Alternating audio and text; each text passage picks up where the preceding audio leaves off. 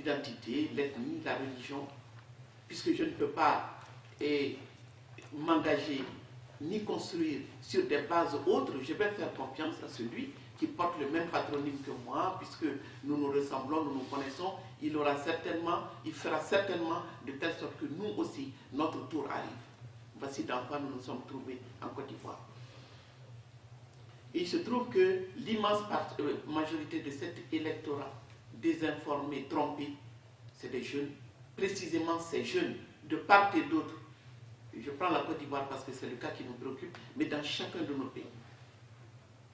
Ce peuple des jeunes diplômés, désespérés, qui n'ont pas le droit, qui n'ont pas droit à un emploi, et ni à une perspective d'avenir, ni à un visa pour aller voir ailleurs, ce sont ces jeunes-là qui s'engagent à mort dans des processus de démocratisation où leurs souffrances et leur colère sont instrumentalisées par les mêmes puissances occidentales qui profitent, qui les utilisent pour faire partir un tel à tel moment. C'est ça qui est scandaleux. Parce qu'on ne leur a pas donné la chance de comprendre.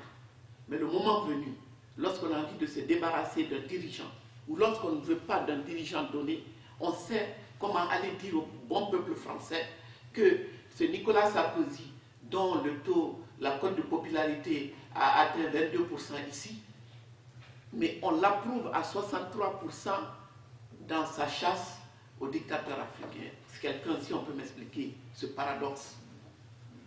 On estime qu'il n'est pas bon dans ce qu'il fait en France, mais il est bon quand il s'agit d'aller dire à l'Afrique comment démocratiser.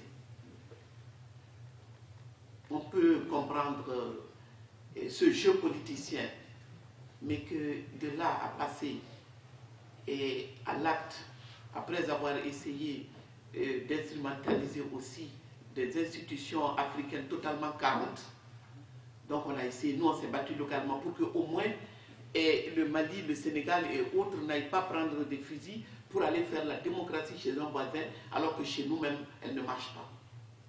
J'ai parlé du profil de l'électeur, qui me semble fondamental, qui a droit à l'information, qui a le droit de choisir, mais pas n'importe quel choix, mais pour donner un sens aux politiques économiques qui déterminent l'emploi, la nourriture, la santé, l'éducation. Ce n'est pas le cas. Des démocraties minoritaires partout. On atteint le taux de participation de 50 à 70% que dans les pays en crise comme la Guinée, le Sénégal, mais chez nous, ça atteint rarement 30%. Quand 30% de la population se mobilise pour élire quelqu'un, il paraît qu'ici aussi, l'abstentionnisme commence à gagner du terrain et on a des problèmes. Mais le fin fond de cette histoire,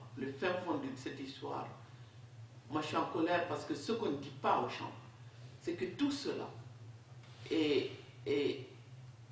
obéit, enfin est fait pour sauvegarder un libéralisme débridé, meurtrier, et qui a du plomb dans l'aile, et ici aux États-Unis. Comment Barack Obama peut se mettre avec Sarkozy pour combattre en Afrique ceux qu'ils appellent des dictateurs? Moi, c'est une réalité, sauf que Laurent ne l'est pas. Dans le cas de Laurent, j'avais dit, moi je ne m'engage pas, je ne suis ni pro-Laurent ni pro-Gbagbo. Mais objectivement, aujourd'hui, on a humilié quelqu'un qui a été le premier en Afrique de l'Ouest à défier un homme extrêmement puissant qui s'appelait Félix Houphouët-Boigny. Dans un contexte où tout le monde, y compris moi-même, on se taisait. C'est lui d'abord qui a exigé le multipartisme, les élections. Il a fait la prison pour ça. Lui et sa femme sont syndicalistes. Lui, il a dit qu'il fallait autre chose que d'être justement à la solde du capitalisme français, d'être la vitrine du capitalisme français et qu'on pouvait envisager l'avenir de la Côte d'Ivoire et de la sous-région autrement. C'est ça qui a été son tort au départ. Depuis lors, et là j'espère ceux qui ont vu le film France-Afrique de Patrick Bengué, ce n'est un secret pour personne, ils l'ont dit, il n'était pas l'homme du système. Mais ce qui s'est passé depuis lors, je passe rapidement sur les détails. La rébellion l'incapacité pour les Nations Unies et la France de réconcilier ce pays, de désarmer les rebelles et d'exiger l'organisation d'élections dans un pays divisé. Et de s'étonner que les résultats soient contestés et d'exiger que celui qui, d'après eux, a gagné, a gagné. Pas de recomptage et pas de réélection, rien du tout. Il faut que celui-là dégage. Bon, moi je ne veux pas entrer, je ne veux même pas m'attarder sur le contentieux électoral.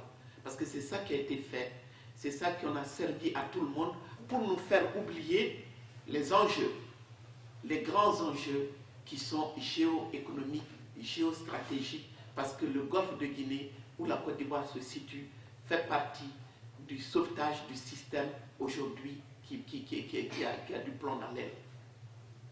Obama sait, la France sait, qu'ils sont en perte, l'hégémonie de ces puissances occidentales en perte de vitesse, devant la Chine qui avance à pas de géant. Ils ont besoin de points d'ancrage. Il ne s'agit ni de Laurent, ni de Alassane, ni des peuples d'Afrique.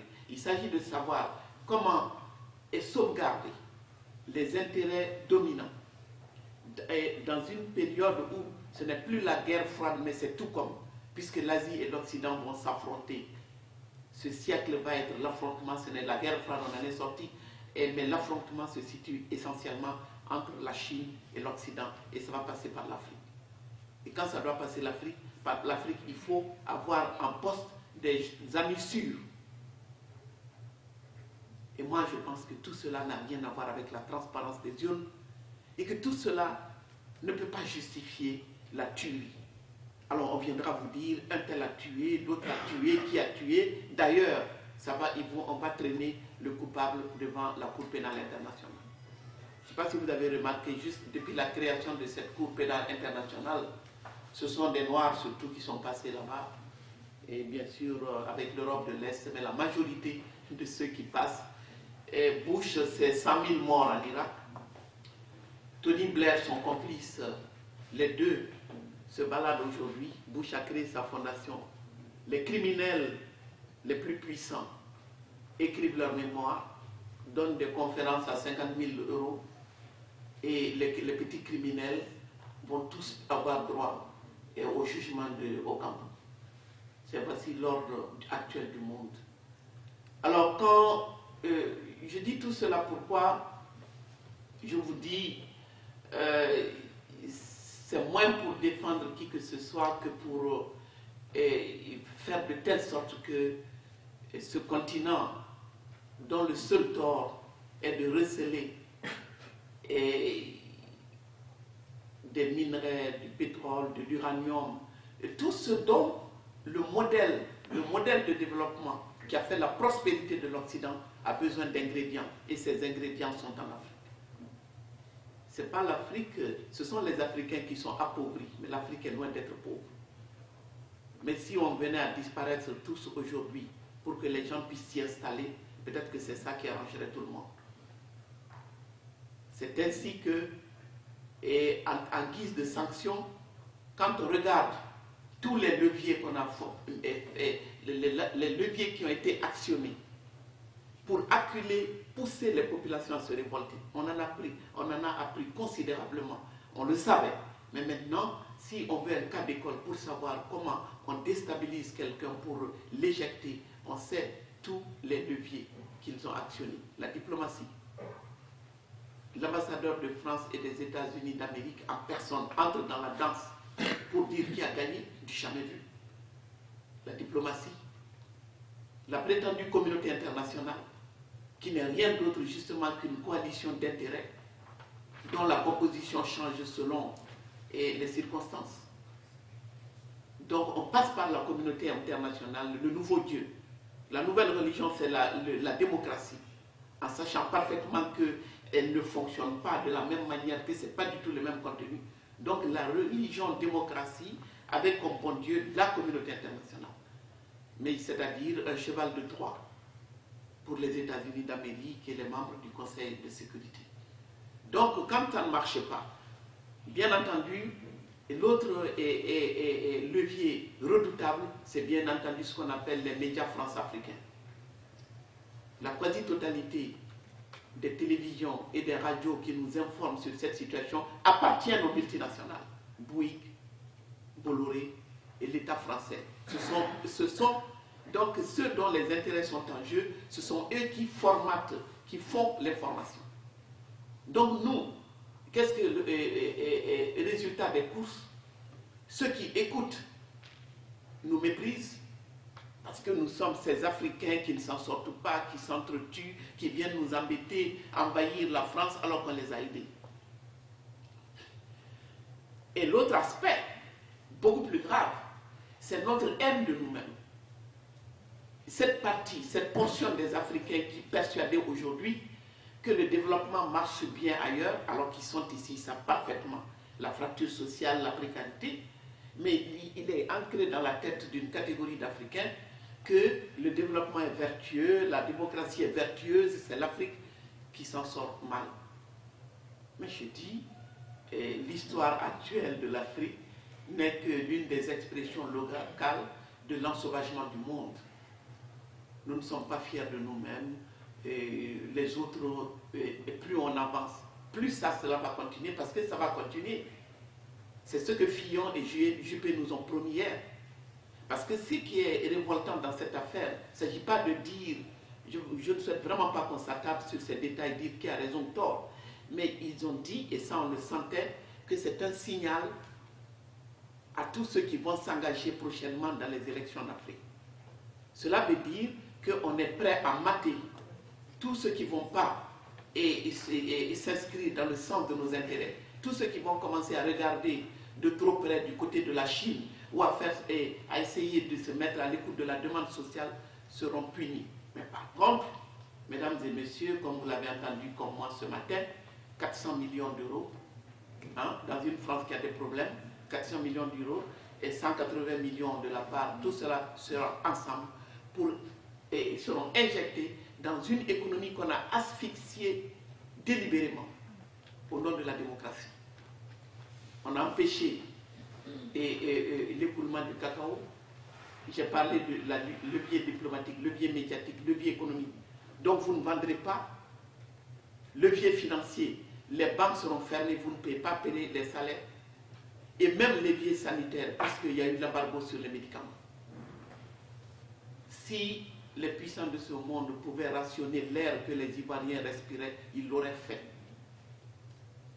Alors cela, ça tout le monde doit avoir ça présent à l'esprit, c'est-à-dire la capacité de nuisance de la communauté internationale, qui sait pertinemment que d'abord dans des pays où nous sommes confrontés au manque d'eau, de nourriture, de médicaments, au nom d'une prétendue démocratie, aller priver des peuples qui n'en peuvent plus, les priver davantage de tout ce dont ils ont besoin, juste pour les pousser contre celui qui est là.